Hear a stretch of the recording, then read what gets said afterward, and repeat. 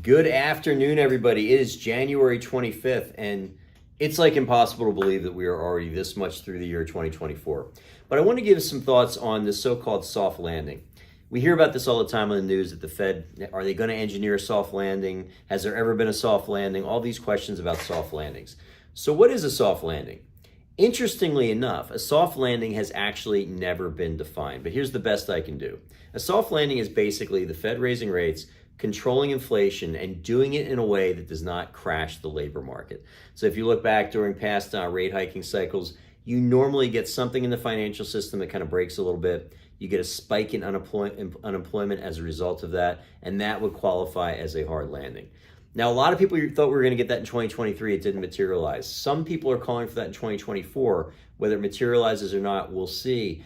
But so far, I think the Fed has had success in raising these rates for a couple reasons. First, for really the first time in history, you had the Fed in a major hiking cycle during a period of supply constraints. And what I mean by this is typically at the end of most big expansionary cycles that you have an economy that's awash in too much of everything. This was very much the opposite. You had an economy that coming out of COVID was really constrained, supply chain disruptions, you had problems getting basic stuff. So you had a lot of constraints in the system, which meant that there was a lot more price elasticity than there might have been in the past. The Fed could get away with raising some of these rates without too much of an impact. And so far, they've been able to engineer this increase in rates, this somewhat cooling here in terms of the pricing pressure that we've had in a way that does not crash the labor markets. So what do I think is going to happen this year? The answer is no one knows exactly, but here's kind of what it looks like. We're starting to get some calls from people saying, the Fed's going to cut in March. I really do not think, I'll go out on a limb right now and say, I don't think they're going to cut in March. There's no reason for them to. Labor market is still strong. Equity markets still hitting all-time highs. You've got some weakness in housing for sure. You've definitely got some problems in the regional banks, which is not going away anytime soon. But I don't think that the Fed is going to have the cover or the need to cut in March. You could see a cut towards June, though, and here's the reason for that. It's really going to come down to what the government inflation numbers are saying. Now, the biggest component of the CPI data that we're looking at is actually shelter. It's your housing. But there's a big flaw in the way the government gathers this data. It's on like an 18-month lag. So when the government sends out these questionnaires to people to try to get a handle on what the CPI data is, they're looking at anybody that signed a new lease, that's bought a house in the last 3 years. You still got a lot of data in there that from the 2021 boom years where you had prices just going through the roof, both for rents and also for houses.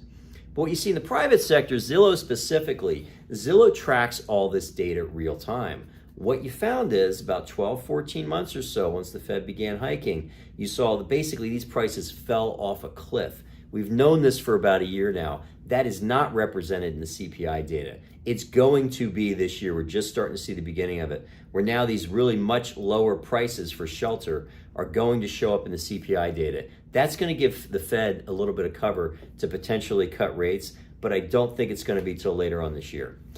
Along with that, you're getting now energy prices. You're down around $72 a barrel for oil. We are at production levels in this country higher than we were in 2019. We have record production of oil happening in this country right now. Energy, that is also going to give a little cover. The flip side is, which is why I do think that we will move into a new and more normal, higher rate of inflation. I don't think the next 10 years down the road are going to be like the last 10. We're up until about a year and a half ago. We sat at 1-2% inflation, pretty much from the financial crisis to COVID.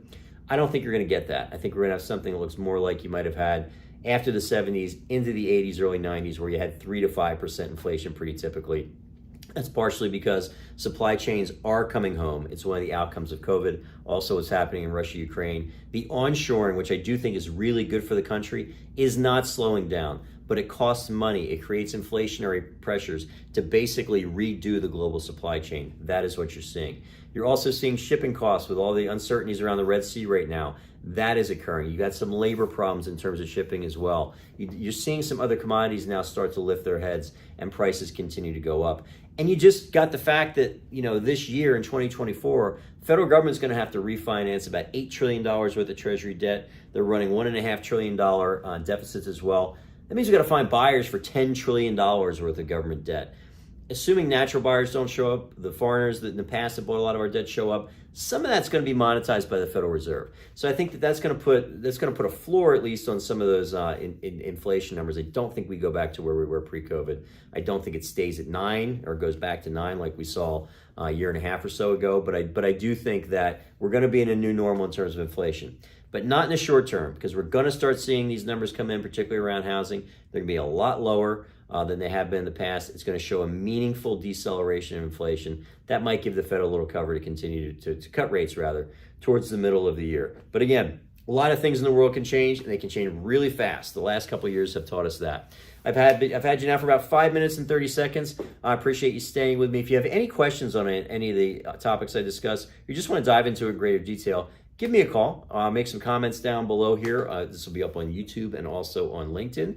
But meanwhile, happy 2024. We're well into it. Look forward to talking to you again soon. Take care.